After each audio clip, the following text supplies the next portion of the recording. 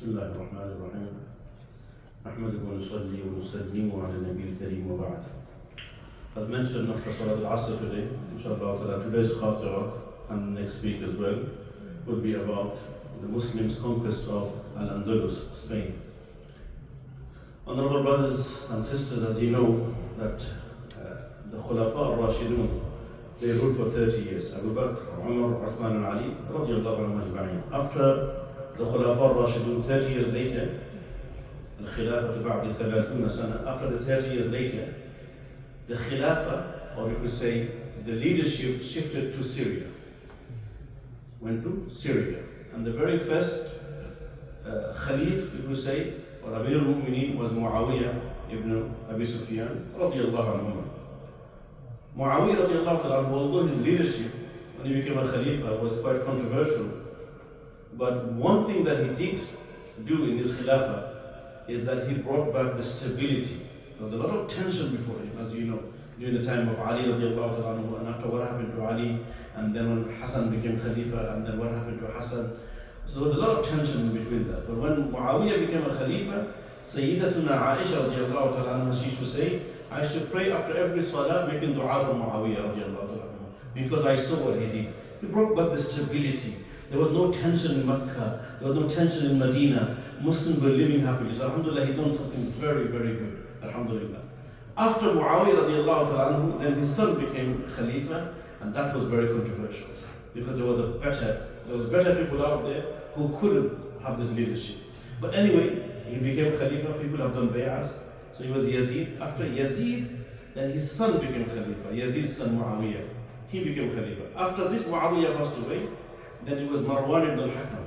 When Marwan passed away, then he came Abdul Malik ibn Marwan. And Abdul Malik ibn Marwan, he was Khalifa for 10 years. Again, there was a lot of conquest after conquest. In his time, the whole of North Africa embraced Islam. When I say North Africa, I'm talking about Egypt, I'm talking about Algeria, I'm talking about Tunisia, I'm talking about Libya, and the entire vicinity around there, and Morocco.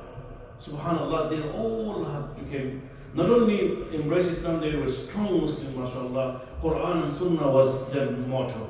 Everyone was obeying Allah subhanahu wa ta'ala. There was a man that we need to research and study about him, Musa ibn Nusayr. Ibn Khatira, rahimahullah, he said, this man, Musa ibn Nusayr, he was so intelligent, so visionary person, so forward-thinking, such a pious person. One of the stories of the piety, because sometimes people just mention about the bravery. There was a time when he was the chief army leader of the Umayyad dynasty. When Al-Walid ibn Abdul Malik ibn Marwan, and then after him Al-Walid ibn Abdul Malik, there was the Khalif, he was the chief leader of the army. He was the chief commander of the army. Everyone has to respond to him. But he was so pious that in Africa, as you know, there's a lot of drought. So there was a drought, he prayed Salatul Istisqa. When he prayed Salatul Istisqa, he said to everyone that, for example, today is Tuesday, on Friday we're going to go for Salatul Istisqa. Between now till Friday, I want everyone to observe fast and cry to Allah subhanahu wa ta'ala. Then they went and they prayed Salatul Istisqa, and they done a khutbah, mashallah, very good khutbah, encouraging everyone to connect with Allah Azza wa Jal. So one of the person walks up to him and said, you gave a good khutbah, you led salah, but one thing that you didn't do, you didn't praise our Khalif, Abdul Malik bin Marwan. He said, هذا موطن لا يذكر فيه إلا الله عز وجل. That reply tells me what kind of a man he was. He said, listen, this is a place when we stand in front of Allah asking for rain, we only mention Allah, we don't care about anyone else. Now, if you talk like this in this kind of time, the Khalif usually takes you, chop your head off. That kind of khulafa we had as well. But he wasn't. He said, this is the place that we only remember Allah subhanahu wa ta'ala. When you study this kind of biography, then you realize what kind of people they were. They always had Allah in front of them. Then this person, Musa ibn Nusayr, one of his students was Tariq ibn Ziyad. Tariq ibn Ziyad, rahimahullah ta'ala. Tariq ibn Ziyad was a very young man, only about 30-year-old. Because Musa ibn Nusayr is 75-year-old. So, we are at the age of 45-year-old tired. We can't even walk. We're dead. We can't even go to ruku. We can't even breathe in sujood. This guy is 75-year-old leading an army, Musa ibn Nusayr. Like, what kind of people they were, subhanAllah. In taqwa, in zuhud, in salah, in knowledge always ahead. So Musa ibn Nusayr, he received a letter from Sabta. In English they say Suta, which is right next to Tanja. And they said that the governor named Julia, he said that I could see the stability and peace and tranquility in Morocco and the surrounding. Why don't you cross the sea and go to the other side? Because we have a man there, king there, he's a tyrant. His name is Roderick. So, subhanallah, Musa ibn Nusayr, his son Tariq bin Ziyad. Tariq bin Ziyad goes with only 7,000, very small army, just to investigate, to find out what happened. Tariq bin Ziyad, he lands in an area which is now named after him, called Gibraltar. Jabal in Arabic means mountain. Tar is a nickname for Tariq. Gibraltar, Jabal Tariq. Till today, this area is known after his name. He lands there, and he came for investigation. But subhanAllah, he finds resistance there. There's an army there of over 10,000 to fight him. But these 7,000, they wiped the 10,000, finished them all.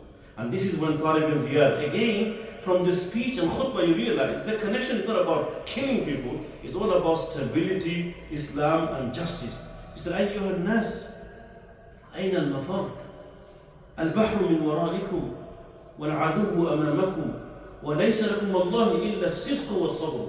He said, oh people, we're not here to run away. We're not here to run away, we're here to stay. He said, anyway, we have the sea behind us and we have the enemy anticipating to kill us. But do you know what's going to take us forward? Patience and the truthfulness of Iman. If you really have patience, sabr, you believe in sabr, and sidq basically means the truthfulness of Iman, that if we have belief in Allah, Allah will take us forward. And the Quran, the verses that I recited in Maghrib Surah, Allah says, the real, who are the khulafa, who are the righteous people? الَّذِينَ إِن مَكَّنَّاهُمْ فِي الْأَرْضِ أَقَامُوا الصَّلَاةَ. You know, the real people, that if we give them authority to rule on the land, they establish the prayer. وَآتَوُا الزَّكَاةَ, they give zakah. وَأَمَرُوا بِالْمَعْرُوفِ, they call towards good. وَنَهَوْا عَنِ الْمُنْكَرِ, they will stop the munkar. And all matters, its final ending goes to Allah subhanahu wa ta'ala. وَلِلَّهِ عَاقِبَةُ الْأُمُورِ. Tariq bin Ziyad was shocked and surprised. Every town they visit, the town surrenders. We don't want to fight you. We hear so much good things about you guys. We want the Muslim in our city. He goes to the next city and the next city. And if I had a map, I will show you. Within less than 2 years, he reached all the way 300 kilometers distance. All of them embrace Islam. Now, don't forget, Muslim was in the minority. How can 5,000 people or 7,000 people they could take over? And then the main man, Roderick, came. And 2 more minutes I will finish inshallah. Then I'll continue with the next week, Thursday. Then the Roderick, the king, came with 30,000. He said that this guy is taking over and I'm going to finish him up. So Tariq bin Ziyad wrote a letter to his teacher and his chief commander, Musa ibn Nusayr. I need more help now. So he sent 5,000 more. So 7 plus 5, 12,000. Subhanallah, he reached all the way, finished of Roderick finished. Tariq bin Ziyad, he personally killed him, according to one narration. Died. And people were so happy, they were celebrating Muslim victory. Have you ever heard this? When, in history, where the local people are celebrating the Muslim victory. Because they know these people are here not to kill us. They're here to give us something. They really believe in God. They believe that if they kill us unjustly, they have to respond to God. They already know about Islam. Majority of the people didn't embrace Islam in the first 100 years when the Muslims were in Spain. Muslims were in the minority, but everyone was studying Islam. And they was to go to the market, see how the Muslims, they buy and they sell, how they transaction. And mashallah, slowly and slowly people were embracing Islam. And then Musa bin Nusayr, he met up with Tariq bin Ziyad, and then they took over the following city, Malaga, which is Malaga now, Malaga, Seville, Cordova, Granada, and all surrounding until they reached the past called Toledo now. All the way they reached Madrid and Barcelona. The whole country within the 12 to 14 years embraced Islam, or they accepted Islamic authority, let's put it this way. How did that happen? Well, like I said to you, this is because our elders, our pious predecessors, the very first thing they did, they believed they had strong Iman. It wasn't about name and fame and bravery. We don't even know the name of Musa bin Nusayr if it wasn't for Islamic history. He didn't want anything like that. In fact, The Khalif Al-Walid ibn Abdul Malik called Musa bin Nusayr back to Damascus. And he said that you've done so many things without my permission, I'm going to punish you. The Musa bin Nusayr, who has conquered the whole of Spain, he's getting actually penalized. But Musa bin Nusayr, he goes in front of the Khalif, he surrenders. He said, my neck is in front of you, do whatever you want to do. I've done everything for the sake of Allah. If you think I've done it for name and fame, chop it off. That kind of obedience, where does that come from? It comes from what I said earlier. The people that believe in every single verse in the Quran, every single verse in the Sunnah of Rasulullah sallallahu alaihi wasallam. They believe that we are not here just to enjoy life, eat, drink, sleep, make children die. We're here to worship Allah subhanahu wa ta'ala, and whatever the beauty of Islam we have, we're going to offer to others. And they offered it to the people of Spain. They embraced it. You know, people, they say Islam is a backward religion. It's a religion of the Arabs in the desert, of the Amazigh, and the Berber, and the people over there. And Islam is a religion of, like, camels and, Islam is not a religion for civilized society like Europe. Wake up. Muslims came to Spain. They were there for 800 years, and they changed the whole mentality of the whole people, and everyone embraced Islam. It wasn't the sword that made them embrace Islam, it was the Muslims' characteristics, conduct, manners, and the belief in Allah subhanahu wa ta'ala. People were coming and learning Islam. They learned Arabic language. Till today, we were driving around. And with this I will finish inshallah ta'ala, because I've got too much to say, so I'll leave it for Thursday. We were driving around, you could see the city's name. Madinat al-Zahra is written there. And then we were going, he said, Al-Kantara.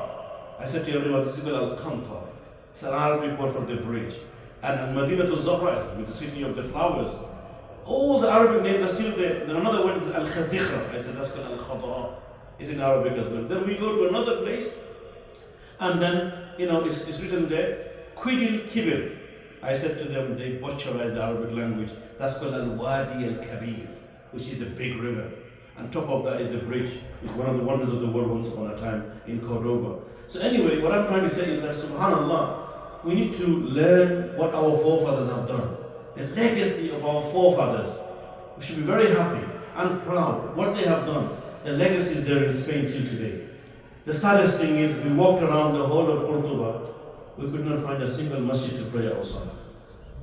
This is the same Cordova that has one of the biggest masjid after Makkah, Medina, and Aqsa, called Masjid Cordoba. 40,000 people used to pray salah there, but they didn't let us pray 2 rakat salah. We lost it. That's the saddest thing. Imam al-Qurtubi, the Mufassir, used to do tafsir there. Tafsir class there. Ibn Abdul Barr al-Malik used to have his durus there. Ibn Bashkuwar, the one who wrote the commentary of Imam Malik's Muwatta, used to be from there. And I could go on and on, all the scholars. Ibn Rushd used to be there. Avaros, the worst scholar. Anyway, that could be another time. We couldn't find them. We found a small little musalla. This is where we offered our salah. Then I said to my crowd that they never let us pray salah inside the masjid. No problem, pray outside, inshallah. This was part of the masjid as well. Anyway, we prayed our salah there. But why did we lose this 800 years legacy? What happened? What happened? How come Spain collapsed? Why after 800 years Spain collapsed? These are some of the questions that we need to find out. Inshallah, we'll continue in our next Khatira. Jazakumullah khairan.